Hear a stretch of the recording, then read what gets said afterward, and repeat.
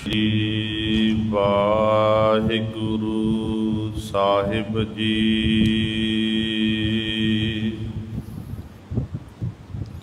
सतनाम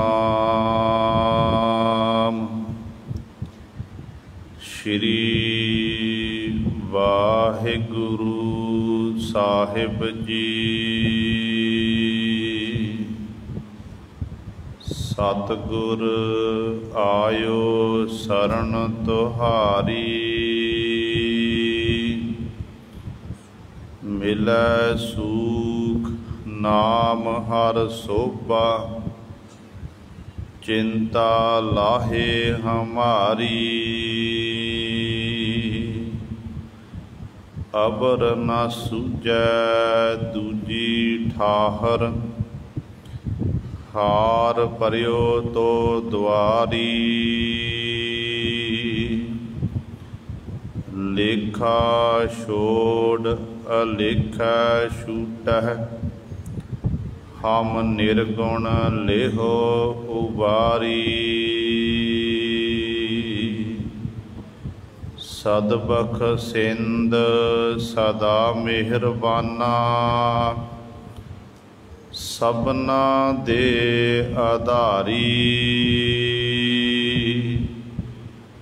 नानक दास संत पाछै परियो, राख लिहो एह बारी। बाणी गुरु गुरु है बाणी, बिच बाणी अमृत सारे। गुर बाणी कह सेवक जन मानै, पर तक गुरु निस्तारे। सो कहो टल गुर सेविय, अहनिस सहज सुभाए। दर्शन परसै गुरु कै, जन्म मरण दुख जाए। होवै सिफत खसामदी, नूर अरसो कुरसो झटिया। तुध डिठे सच्चे पातशाह, मल जन्म जन्म दी कटिया। सज्जन सच्चा पातशाह, सिर साहां साहो। जिस पास बैठिया सोहिया, सबना दा बेसाहो। सतनाम श्री वाहिगुरु साहिब जी। मारू महला चौथा,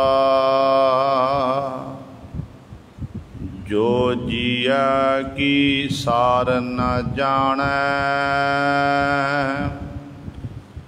तिस स्यों किश न कहिए अजानै। मूरख स्यों नह लूज प्राणी, हर जपिए पद निर्वाणी है। जो जिया की सार न जानै, तिस स्यों किश न कहिए अजानै। मूरख स्यों नह लूज प्राणी, हर जपिए पद निर्वाणी है। ना कर चिंत चिंता है करते, हर देवै जल थल जनता सब तै। अचिंत दान दे प्रभ मेरा, विच पाथर कीट पखाणी है। ना कर आस मीत सुत पाई, ना कर आस किसै शाह व्यवहार की पराई। बिन हर नावै को बेली नाही, हर जपिए सारंग पाणी है। आनंदिन नाम जपो बनवारी, सब आसा मनसा पूरै थारी। जन नानक नाम जपो भव खंडन, सुख सहजे रैण बिहाणी है। आनंदिन नाम जपो बनवारी, सब आसा मनसा पूरै थारी। जन नानक नाम जपो भव खंडन, सुख सहजे रैण बिहाणी है। वाहिगुरु जी का खालसा, वाहिगुरु जी की फतेह। परम सन्मानयोग जुगो जुग अटल, चबर छतर तख्त मालक, बाणी के बोहित धन धन साहिब श्री गुरु ग्रंथ साहिब सच्चे सतगुरु जी की पावन पवित्र निੱਘੀ गोद अंदर जुड़ बैठे गुरु रूप गुरु सवारे सतसंगी जनों, आप जी वड भागे हो जो दशमेश पिता गुरु कलगीधर सतगुरु अमृत के दाते सर्वांस दानी सहबे कमाल धन धन साहिब श्री गुरु गोबिंद सिंह महाराज जी दी चरण छो धरती महान पवित्र अस्थान गुरुद्वारा मंजी साहिब आलमगीर विखे अमृत वेले तो हाजरियां भर के नतमस्तक हो के सतगुरु महाराज जी दियां खुशियां प्राप्त कर रहे हो। सतगुरां दे पावन दरबार दे विच अमृत वेले तो सजे दीवाना विच आप जी ने हुणे ही सत्कार जो गुरु घर दे कीर्तनियां पासों श्री आसा जी की वार दे कीर्तन श्रवण कीते हन। सो आओ गुरु सवारियो, समा है जो चल रही लड़ीवार गुरबाणी दी कथा मारू राग दे विचों आप संगतां श्रवण करदियां आ रहीआं हन। सोढी सुल्तान धन धन रामदास गुर जिन सिरिया तिन्ह सवारिया, पूरी होई करामात आप सृजन हारै धारिया। बैठा सोढी पातशाह रामदास सतगुरु कहावै, पूर्ण ताल खटाया अमृत सर विच जोत जगावै। धन धन साहिब श्री गुरु रामदास पातशाह महाराज दे पावन शब्द मारू सोलहे बाणी की विचार चल रही है। 1070 अंक ते गुरु पातशाह जी बख्शिश कर रहे हैं। कल वाली विचार विच आप जी ने पहले 4 बंदा की विचार श्रवण की सी। हुण सतगुरु जी 5वें बंद द्वारा सानू पावन उपदेश बख्शिश कर रहे हैं। आओ अपनिया मन बिरतियां एकागर करिए, ध्यान गुरु चरणों नाल जोड़िए ते गुरु महाराज जी दे पावन उपदेश नूं हिरदियां विच वसा के अपना जीवन सफला करिए। करो सारे अपनी रसना पवित्र ते उचारण करो जी सतनाम श्री वाहिगुरु साहिब जी। जो जिया की सार न जाने, तिस स्यों किश न कहिए अजाने। मूरख स्यों नह लूज प्राणी, हर जपिए पद निर्वाणी है।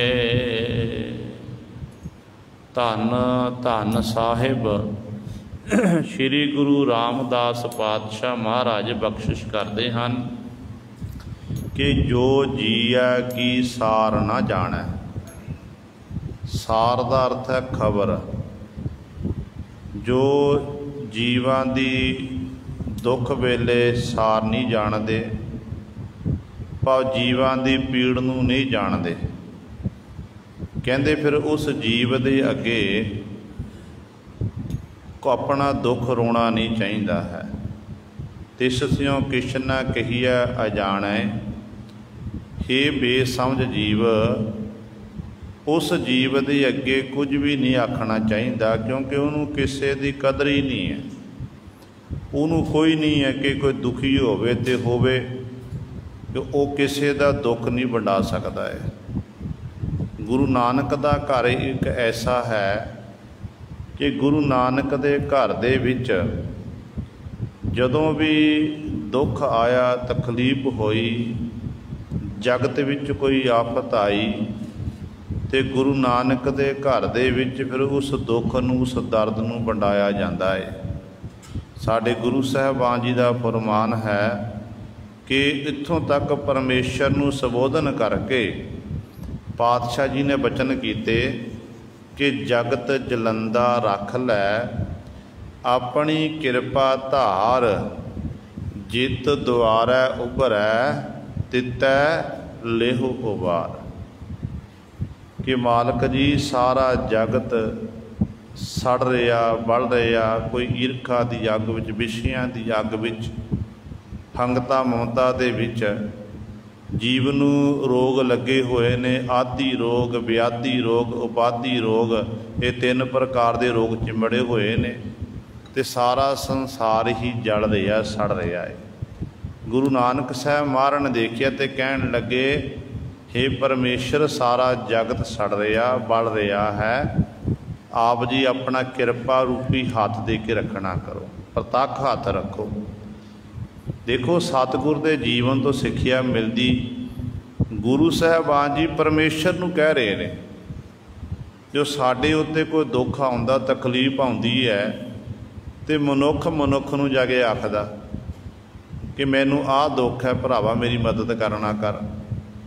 तो गुरु साहिबान कहते नहीं, जेकर सुनने वाला अगे तेरी मदद करने लई तैयार हो जाए, फिर तो वह नेक दिल इंसान है, फिर तो वो अगे आखण का कुछ फायदा भी है।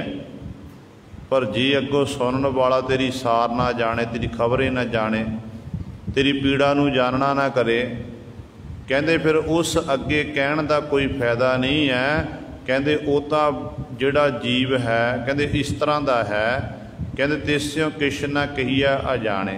हे अनजान बेसमझ जीव, उहदे अगे कहण की लोड़ नहीं है। देखो सतगुरु गुरु नानक का घर ऐसा है, जदों दिल्ली की धरती उत्ते बाला प्रीतम धन श्री गुरु हरकृष्ण साहब महाराज पहुँचे सन, तो उस समय दिल्ली की धरती उत्ते महामारी फैली हुई सी। चेचक दी बीमारी, लोग हैजे दे नाल बीमारी दे नाल लोग मर रहे सन, अनेकां मौतां हो रही सन। इत्थों तक इंसान दे कोल नहीं जा रहा सी। मनुख दी टहल सेवा करने कोल नहीं जाता सी। सारे कहते सन ये छूत दी बीमारी है, छूत की बीमारी करके जे असी कोल जां सानू बीमारी लग जाएगी। लोगों ने अपने अपने घरां विच अपने आप नूं बंद कर लिया, अपने आप नूं बंद किया।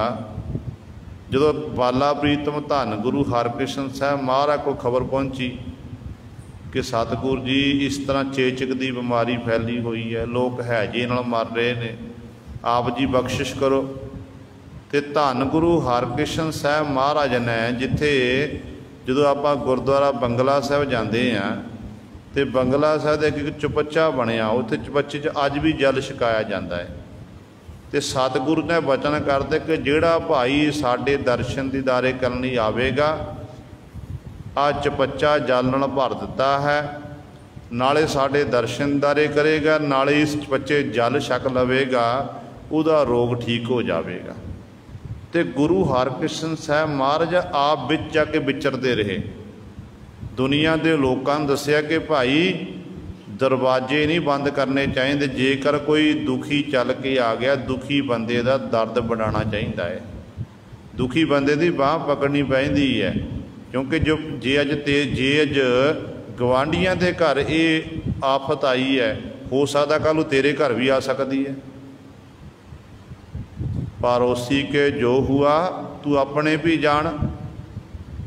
गुआढ़ी के घर विच तैनूं जो देखिया तो तू उदों तू खुशी मनाना की कि चंगा होया गुआढ़ी ना बनती नहीं, इनू ये रोग लग गया, आ दुख की घड़ी आई है। पर कहते याद रखी तू अपने भी जानना कि तेरे ते भी ये आफत का समा आ सकता है, समा किसी का मित नहीं गुरु सवारिया। तो सतगुरु कहते हैं कि भाई दरवाजे बंद करके अपने घरां विच बैठ के तुसी बाहर निकलो, इंसान बनना करो, तुसी तो शैताना वाले काम कर रहे हो। तो बाला प्रीतम जी ने बेशक गुरु सवारियो अपने शरीर उत्ते वो संताप हंडा लिया। आप बाला प्रीतम जी ने पंच भूतक शरीर नूं त्याग दिता, ज्योति जो समा गए। पर जिहड़ा वो दुख सी, वो तकलीफ सी, बाला प्रीतम जी ने अपने शरीर उत्ते हंडा ली। सारे जिन्ने भी दिल्ली के रहने वाले लोग सन, उन्होंने तंदुरुस्ती बख्शिश की, उन्होंने जिहड़ा दुख सी वो दूर कर दिता। लोगों के घर, मनुखों के घर जिहड़े ने दुखियां नूं देख के बंद होंदे ने, दरवाजे बंद हो जाते हैं। तो गुरु नानक का घर ऐसा है, जदों जीवां उत्ते दुख आउंदी, तकलीफ हुंदी है, कोई आफत आउंदी है, तो गुरु नानक का घर सारियां दी खुल जाता है। उदों गुरु नानक के घर विच ये नहीं देखा जाता, कोई मजहब की गल नहीं की, कि जाति की गल नहीं की जाती है। उत्थे ये देखा जाता है कि ये मनुख ने, चाहे वह हिंदू होवे, चाहे मुसलमान होवे, सिख होवे, जैनी होवे, बोधी होवे, कोई होवे, जदों जिहड़ा कोई लोड़वंद चल के आ गया तो गुरु नानक के घर दे विच उन्हें खुशियां प्राप्त होंदियां ने। तो सतगुरु समझाते हैं, कहते ए बंदे, ए जीव, तैनूं अपना दुख किसी मनुख कोल रोण की लोड़ नहीं है।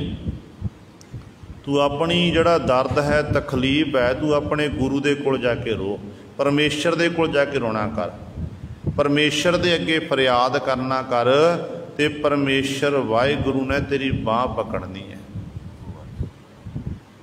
जिहड़ा जिहदे कोल जाके अपना दुख तकलीफ रो रहा, वो तो आप दुखी है, वो तो आप दुखी है।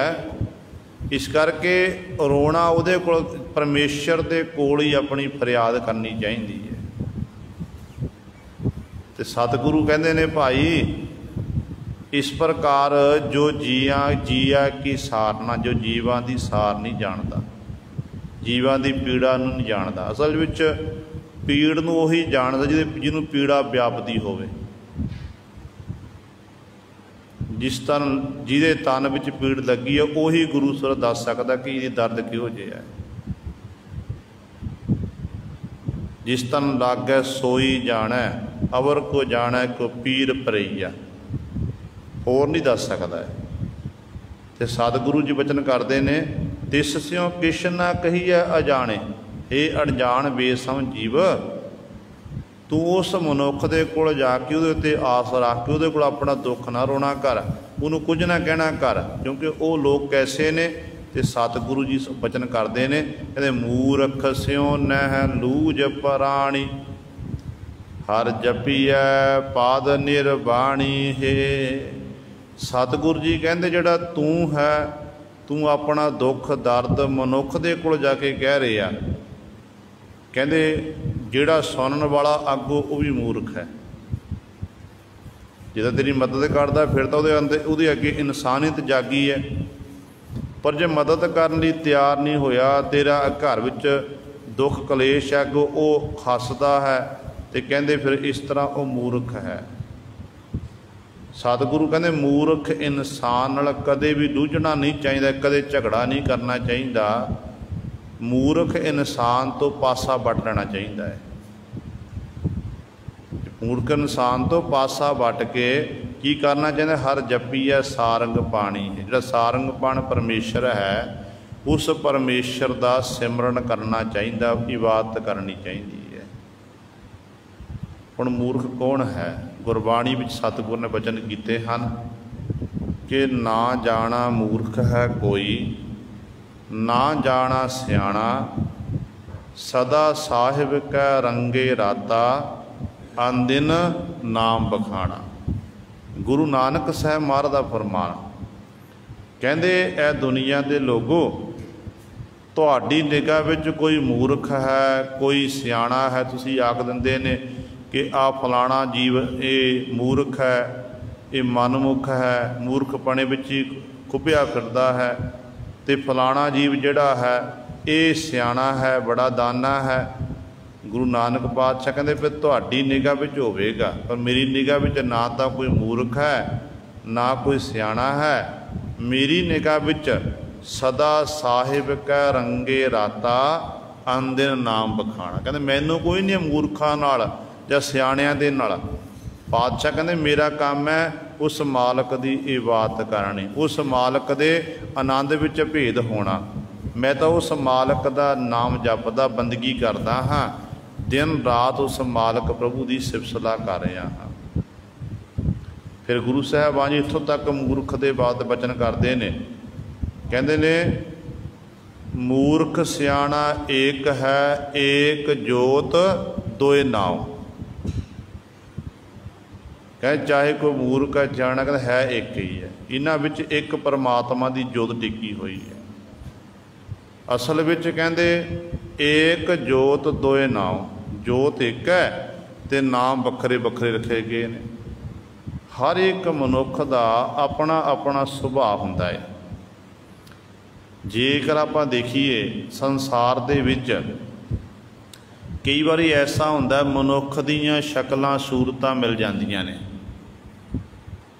शकल सूरत मिलती है, नैन नक्श मिल जाते ने, कद काठ मिल जाता है, पर सुभाव बहुत घट मनुखों का मिलता है आपसी। जे एक का सुभाव कुछ होर है तो दूजे का कुछ होर होगा, वो नहीं मिलाया जा सकता। वो परमेश्वर दीयां सारियां खेडां ने, परमेश्वर ने पैदा कीते ने ते बखरा बखरा जीव का सुभाव बनाना कीता है। इस करके पातशाह कहते ने भाई उस मूर्ख दे नाल लुझना नहीं चाहिए। कहते करना कि हर जपी है सारंग पद निर्वाणी है, जिहड़ा निर्वाण पद बड़ा परमेश्वर है, वाहिगुरु है, उस वाहिगुरु को कहते अठे पैर जपना चाहिए है, उसका सिमरन करना चाहिए है। ना कर चिंत चिंता है करते, हर देवै जल थल जनता सब तै। मनुख संसार विच चिंता अपनी जिंदगी बतीत करता है। गरीब इंसान एक समय का प्रशादा घर विच बनता तो दूजे समय का उन्होंने फिक्र पै जाता है। तो इस तरह जिहड़ा अमीर पुरुष है, जे चिंता गरीब नूं है तो अमीर नूं भी इहनूं अपने कारोबार की चिंता कि इधरों देने ने इधरों लैने ने, आ काम करना इस तरह करना है, किते मैनूं कारोबार च घाटा ना पै जावे। तो इस तरह चिंतावां दे विच ही जिंदगी अपनी बतीत करता है। पर सतगुरु कहंदे तू चिंता छड्ड दे, अचिंत हो जा।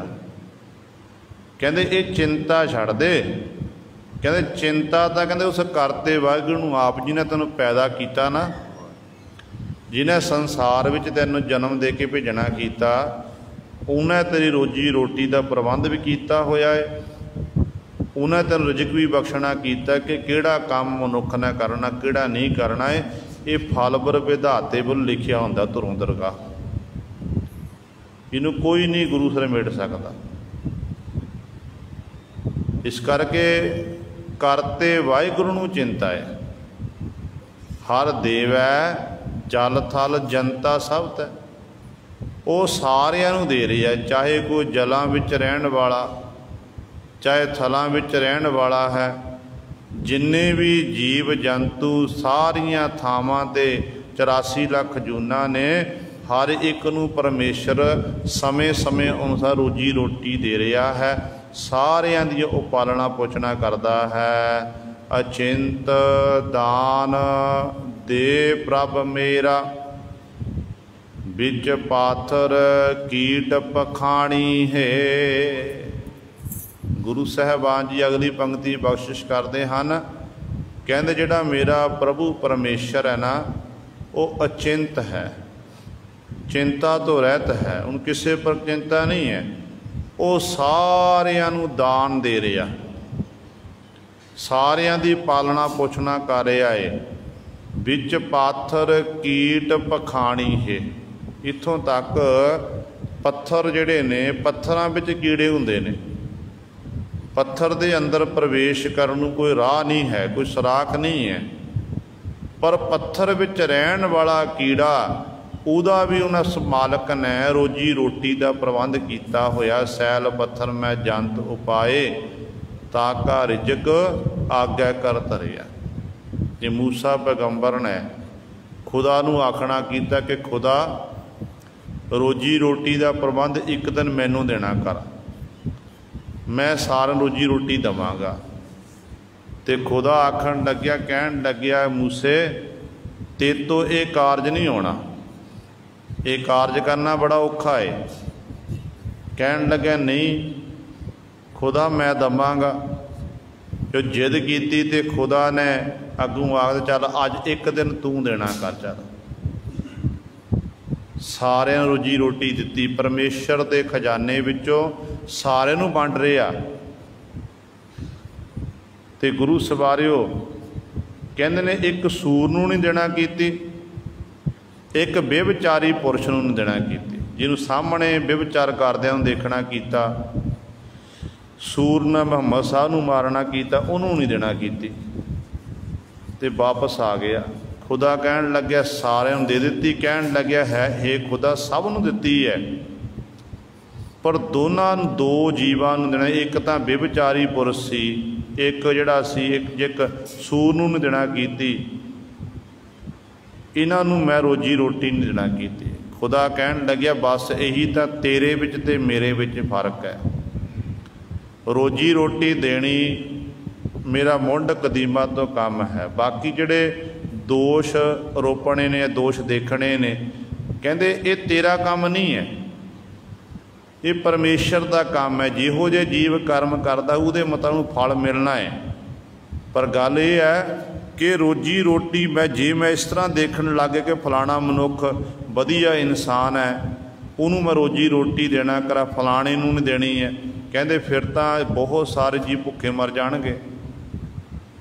वो वखरा विधान है। जिन्हें कर्म किए, माड़ा काम किया, चंगा किया, उन्होंने फल तो मिलता ही है। सब खुदा कहन लगे जिवें एक माँ बाप अपने बच्चियां की पालना पोषणा करते हैं, एक बच्चा नलायक है, एक बच्चा लायक है, माता पिता नलायक बच्चे नूं कोसदे भी हन, पर अपने बच्चे की रोजी रोटी बंद नहीं करते। रोटी दिंदी आ माँ समय अनुसार, फिर भी बेशक घर विच कला कलेश होवे ते माँ फिर भी ख्याल रखती है कि मेरा बच्चा भुखा है, मैं रोटी देना करा। तो खुदा कहन लग्या इस तरह ये मेरा प्रबंध है, कहते जिन्हों रोजी रोटी देनी है मैं किसी नूं भुखा नहीं रखता। कहते ने उस समय ने अपनी टोपी दे विच एक डब्बी विच कीड़ा बंद कर लिया। कहन लग्या खुदा तुसी सब रोजी रोटी दिंदे? कि हाँ मैं सब नूं दिंदा हाँ। कहन लगे चलन चंगो चलो निर्णय करके देखते हैं। अपनी टोपी विचों डब्बी कड्डी, जो डब्बी नूं खोलिया तो डब्बी विचों उस कीड़े दे मुख च की देखदा कि चौल दा दाना उस कीड़े दे मुख विच सी। देख के हैरान हो गया। सो सिक्ख्या की मिलती है कि परिपूर्ण परमात्मा ही साडी सारियां दियां पालना पोषणा करने वाला है। तो जीव कहते एवें ही चिंता करी जा रहा है, वो तो सैल पत्थर मैं जंत उपाए, ताका रिजक आज्ञा कर धरिया, मेरे माधो जी सत संगत मिले सो तरिया। वो तो हर एक की पालना पोषणा करने वाला है। इस करके जीव बिच पाथर कीट पखाणी है, तू अचिंत हो जा। वो सारे नूं दान दे रहा है।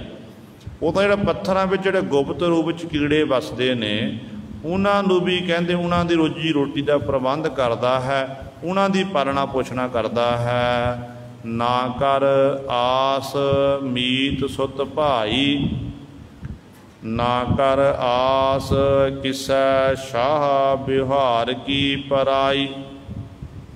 कई बारी ऐसा हुंदा है कि जदों मनुख गुरु घर विखे सेवावां करता है, कोई धन करके सेवा, कोई गुरु सर तन करके सेवा करता है, कोई हथी सेवा करता, लंगरां भी सेवा, झाड़ू लाना, पोचा लाना, ਜਾਂ जोड़े घरां सेवा करनी, होर सेवावां करनियां, मुबारक है। ये गुरु की किरपा दे नाल सेवावां हुंदियां ने। तो कई बार जो सेवा करते हैं काफ़ी समा लंघ जाए ना, मनुख के मन विच कई बारी हंकार भी आ जाता है। तो इस तरह ही गुरु अंगद दे महाराज समय एक सिख होया जिहदा नाम इतिहासकरण है भाई महाना जी करके लिखना कीता है। गुरु अंगद दे महाराज दे दरबार विच सेवा करदा, लंगर जिन्ना भी तैयार होना अपने हथी तैयार करना। लोग कहते ने बड़ी सेवा इस भाई साहब दी।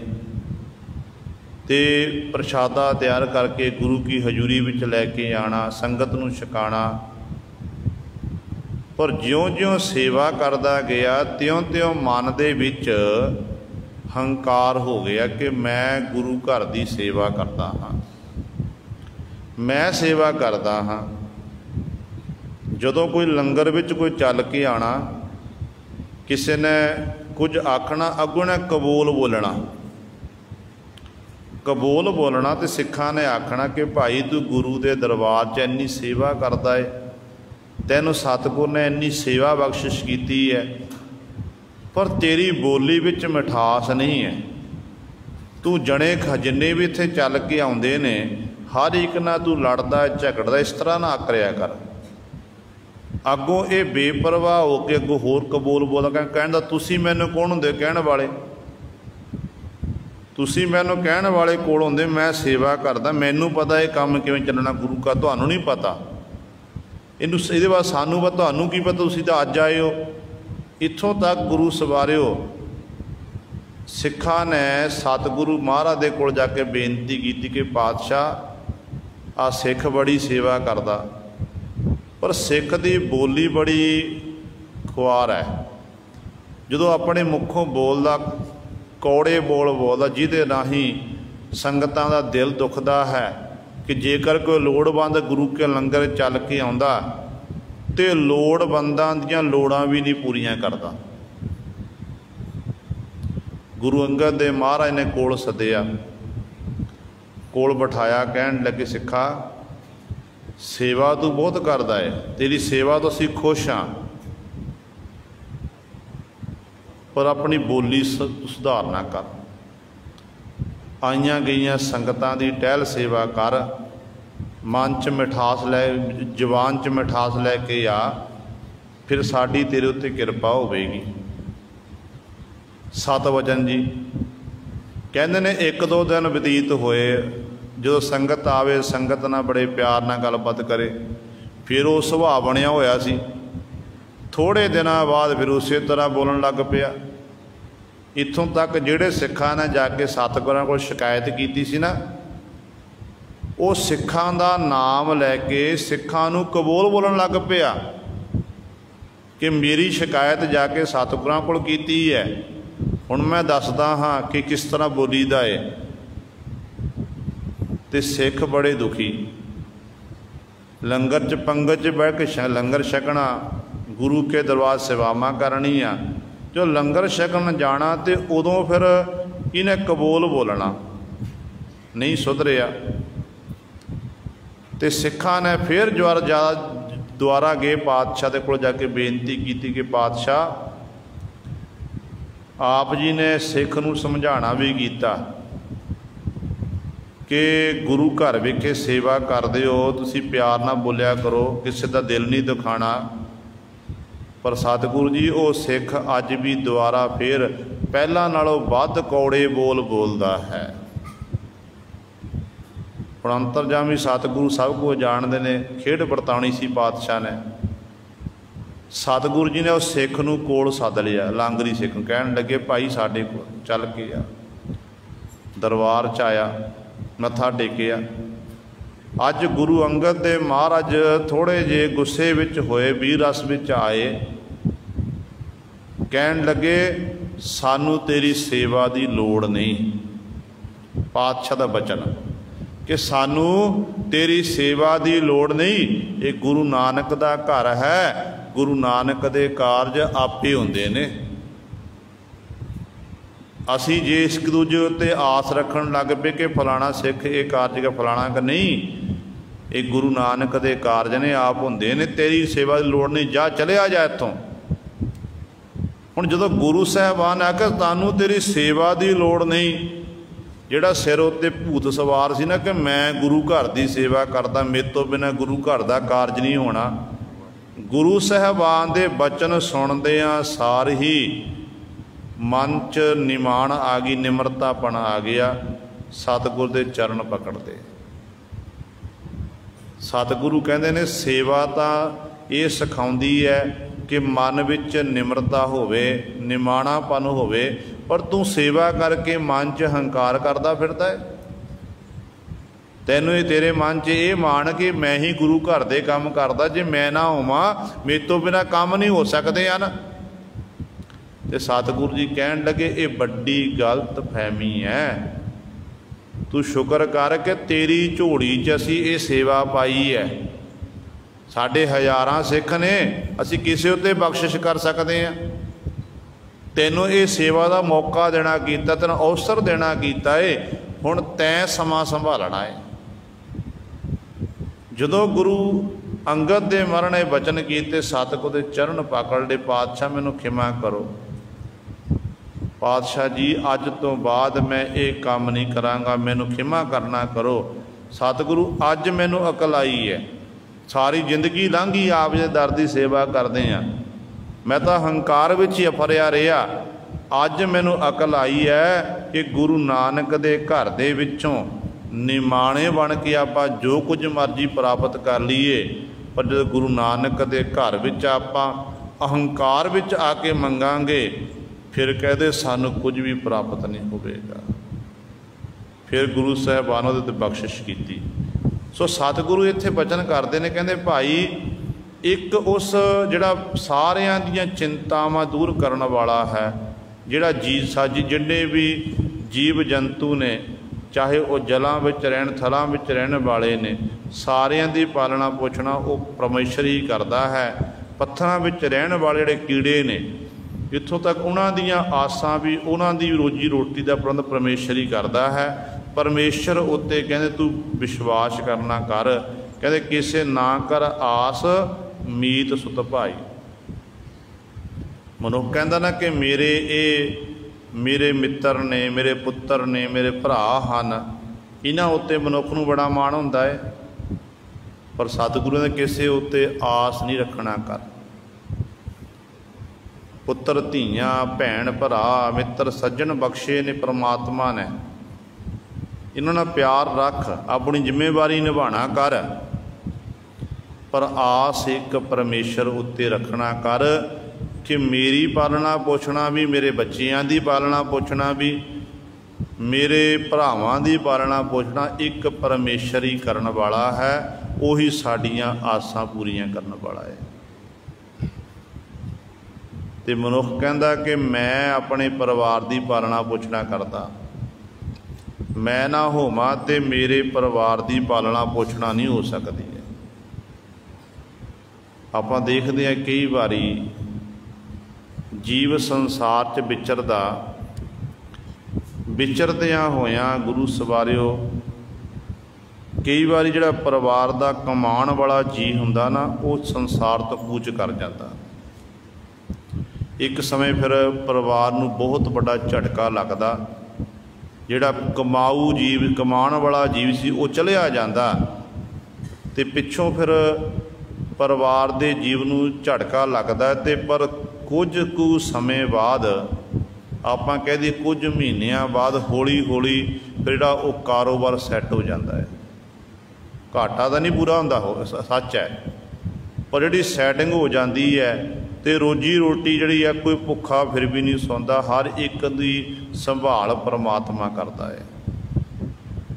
ਇਸ ਕਰਕੇ ਸਤਿਗੁਰੂ ਕਹਿੰਦੇ ਇਹ ਤੂੰ ਆਸ ਤਿਆਗ ਦੇ, ਭਰਾਵਾਂ ਦੀ ਆਸ, ਮਿੱਤਰਾਂ ਦੀ ਆਸ, ਪੁੱਤਰਾਂ ਦੀ ਆਸ ਤਿਆਗ ਦੇ। ਆਸ ਇੱਕ ਪਰਮੇਸ਼ਰ ਉੱਤੇ ਰੱਖਣਾ ਕਰ ਕਿ ਪਰਮੇਸ਼ਰ ਹੀ ਸਾਡੀ ਆਸਾਂ ਨੂੰ ਪੂਰੀਆਂ ਕਰਨ ਵਾਲਾ ਹੈ। ਨਾ ਕਰ ਆਸ ਕਿਸੈ ਸ਼ਾਹ ਬਿਹਾਰ ਕੀ ਪਰਾਈ, ਨਾ ਹੀ ਕਹਿੰਦੇ ਕਿਸੇ ਸ਼ਾਹੂਕਾਰ ਦੀ ਜਾਂ ਕਿਸੇ ਬਾਦਸ਼ਾਹ ਦੀ, ਰਾਜੇ ਮਹਾਰਾਜੇ ਦੀ, ਕਿਸੇ ਕਾਰ ਵਿਹਾਰ ਦੇ ਪਰਾਏ ਦੀ। ਇਸ ਤਰ੍ਹਾਂ ਤੂੰ ਆਸ ਕਿਸੇ ਉੱਤੇ ਰੱਖਣਾ ਕਰ। ਆਸ ਰੱਖ ਕੇਵਲ ਪਰਮੇਸ਼ਰ ਉੱਤੇ, ਕਿਉਂਕਿ ਬਿਨ ਹਰ ਨਾਵੈ ਕੋ ਬੇਲੀ ਨਾਹੀ, ਹਰ ਜਪੀਐ ਸਾਰੰਗ ਪਾਣੀ ਹੈ। ਇੱਕ ਗੱਲ ਯਾਦ ਰੱਖ ਕਿ ਹਰੀ ਦੇ ਨਾਮ ਤੋਂ ਬਿਨਾਂ ਤੇਰਾ ਕੋਈ ਸੰਗੀ ਸਾਥੀ ਨਹੀਂ ਹੈ। ਬੇਲੀਦਾਰ ਦਾ ਮਿੱਤਰ, ਦੋਸਤ, ਤੇਰਾ ਬੇਲੀ ਨਹੀਂ ਹੈ ਕੋਈ। ਤੂੰ ਉਸ ਹਰੀ ਪਰਮਾਤਮਾ ਦਾ ਨਾਮ ਜਪਣਾ ਕਰ, ਜਿਹੜਾ ਸਾਰਿਆਂ ਦਾ ਮਾਲਕ ਪਰਮੇਸ਼ਰ ਹੈ। ਦੇਖੋ ਅੱਜ ਸਿੱਖ ਕੌਮ ਦੇ ਮਹਾਨ ਜਰਨੈਲ ਜੱਸਾ ਸਿੰਘ ਆਹਲੂਵਾਲੀਆ, ਉਹਨਾਂ ਦਾ ਅੱਜ ਜਨਮ ਦਿਹਾੜਾ ਵੀ ਹੈ। ਸੋ ਸਾਰੀਆਂ ਸੰਗਤਾਂ ਨੂੰ ਸਿੱਖ ਕੌਮ ਦੇ ਮਹਾਨ ਜਰਨੈਲ ਜੱਸਾ ਸਿੰਘ ਆਹਲੂਵਾਲੀਏ ਦੇ ਜਨਮ ਦਿਹਾੜੇ ਦੀ ਬਹੁਤ ਬਹੁਤ ਮੁਬਾਰਕ। ਜਦੋਂ ਆਪਾਂ ਜੱਸਾ ਸਿੰਘ ਆਹਲੂਵਾਲੀਆ ਦਾ ਜੀਵਨ ਪੜ੍ਹਦੇ ਹਾਂ, ਆਲੂ ਨਗਰ ਜਿਹੜਾ ਹੈ ਪਿੰਡ ਹੈ ਪਾਕਿਸਤਾਨ ਦੇ ਵਿੱਚ, ਅਤੇ ਉਸ ਆਲੂ ਨਗਰ ਦੇ ਵਿੱਚ ਇਹਨਾਂ ਦਾ ਜਨਮ ਹੋਇਆ। ਜਦੋਂ 4 ਸਾਲ ਦੇ ਹੋਏ, 4-5 ਸਾਲ ਦੇ ਹੋਏ, ਅਤੇ ਉਦੋਂ ਪਿਤਾ ਦਾ ਸਾਇਆ ਸਿਰ ਉੱਠਿਆ। 1718 ਵਿੱਚ ਇਹਨਾਂ ਨੇ ਜਨਮ ਲੈਣਾ ਕੀਤਾ। 4 ਸਾਲ ਦੀ ਉਮਰ ਦੇ ਵਿੱਚ ਪਿਤਾ ਦਾ ਸਾਇਆ ਉੱਠ ਗਿਆ। ਆਪਣੇ ਮਾਮੇ ਦੇ ਕੋਲ, ਭਾਈ ਬਾਘ ਸਿੰਘ ਜੀ ਦੇ ਕੋਲ ਜਾ ਕੇ ਇਹ ਰਹਿਣ ਲੱਗੇ ਅਤੇ ਪਾਲਣਾ ਪੋਸ਼ਣਾ ਹੋ ਰਹੀ ਹੈ। ਅਤੇ ਜਦੋਂ ਫਿਰ ਗੁਰੂ ਸਵਾਰਿਓ ਕਹਿੰਦੇ ਨੇ ਇੱਕ ਸਮਾਂ ਐਸਾ ਵੀ ਆਇਆ, ਭਾਈ ਬਾਘ ਸਿੰਘ ਜੀ ਜੱਸਾ ਸਿੰਘ ਆਹਲੂਵਾਲੀਏ ਨੂੰ ਅਤੇ ਇਹਦੀ ਆਪਣੀ ਭੈਣ ਨੂੰ ਮਾਤਾ ਸੁੰਦਰ ਕੌਰ ਜੀ ਦੇ ਕੋਲ ਦਿੱਲੀ ਦੀ ਧਰਤੀ 'ਤੇ ਛੱਡ ਕੇ ਆਏ। ਉੱਥੇ ਰਹਿ ਕੇ ਸੇਵਾ ਕਰਨ ਲੱਗੇ। ਮਾਤਾ ਜੀ ਦੀਆਂ ਬੜੀਆਂ ਅਸੀਸਾਂ ਪ੍ਰਾਪਤ ਹੋਈਆਂ। ਮਾਤਾ ਸੁੰਦਰ ਕੌਰ ਜੀ ਨੇ ਬੜੀ ਪਾਲਣਾ ਪੋਸ਼ਣ, ਬੜਾ ਖਿਆਲ ਰੱਖਣਾ ਕੀਤਾ। ਸਮਾਂ ਲੰਘਦਾ ਗਿਆ। ਇੱਕ ਵਾਰੀ ਕਹਿੰਦੇ ਨੇ ਭਾਈ ਬਾਘ ਸਿੰਘ ਜੀ ਆਪਣੇ ਭੈਣ ਨੂੰ ਅਤੇ ਆਪਣੇ ਭਣੇਵੇਂ ਨੂੰ ਲੈਣ ਵਾਸਤੇ ਮਾਤਾ ਜੀ ਕੋਲ ਗਏ। ਜਦੋਂ ਮਾਤਾ ਜੀ ਦੇ ਕੋਲ ਗਏ ਅਤੇ ਵਾਪਸ ਆਏ ਘਰ ਦੇ ਵਿੱਚ, ਅਤੇ ਭਾਈ ਨਵਾਬ ਕਪੂਰ ਸਿੰਘ ਜੀ ਭਾਈ ਬਾਘ ਸਿੰਘ ਦੇ ਕੋਲ ਗਏ, ਘਰ ਵਿੱਚ ਪਹੁੰਚੇ। देखिया कि ਇਹਦੀ ਭੈਣ घर ਦੇ ਵਿੱਚ है, विधवा भैन है, ਜਿਹੜੀ ना बाणी पढ़न वाली कीर्तन करती है। नवाब कपूर सिंह ने सारा कीर्तन सुनिया, बड़े प्रभावित होए ते पुछना कीता कि इन्हां दी कोई संतान भी है। ते अगों नवाब कपूर सिंह ने आखना, जो पुछया भाई बाघ सिंह जी आखन लगे एक बच्चा है जिहदा नाम है जस्सा सिंह। वो बच्चा इस समय माता सुंदर कौर जी दे कोल रह रहा है, तो हुणे मैं लैके आया हाँ माता सुंदर कौर जी कोल दा हुण सारा जीवन का निर्वाह हो रहा है। नवाब कपूर सिंह ने बड़े ध्यान दे उस बच्चे वाल तकिया ते अपने मुखों बचन कीते, कहन लगे कि ये बच्चा आने वाले समय दे विच सिख कौम के लिए बड़े बड़े कारज करेगा।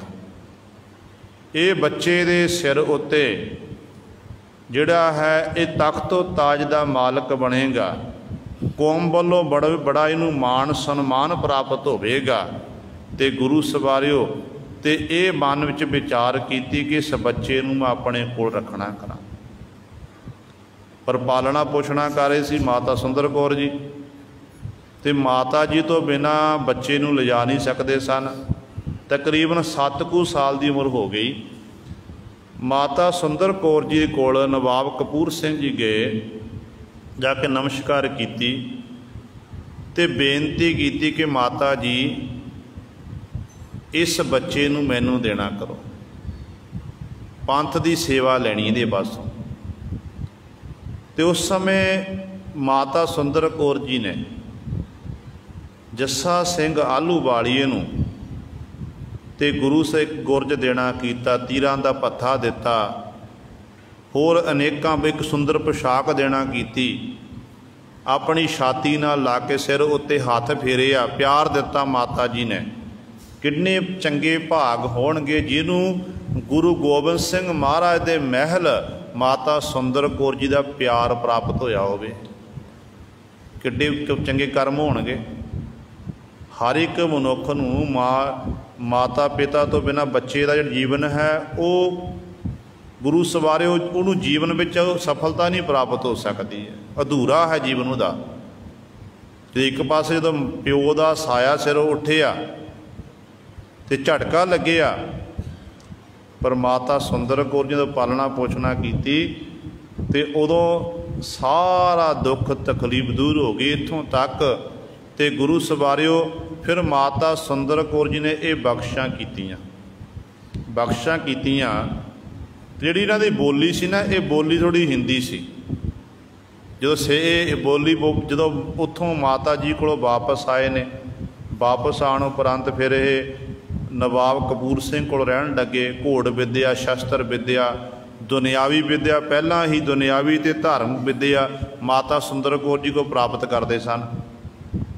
तो जो फिर इस तरह कोल रह रहे ने, नवाब कपूर सिंह जी ने सारा ख्याल रखिया। समा लंघदा गया तो गुरु सवारे जदों ये मुखों बोलते सन जथे दे विच, ते नाल दे सिंह नूं मजाक करते सी, हिंदी बोलनी, तो इनू फिर उस तरह मजाक करना। तो जस्सा सिंह जी आलूवाली अगों बेनती करते नवाब कपूर सिंह को जाके, भाई कपूर सिंह जी कहते भाई घोड़ियां की सेवा करिया कर,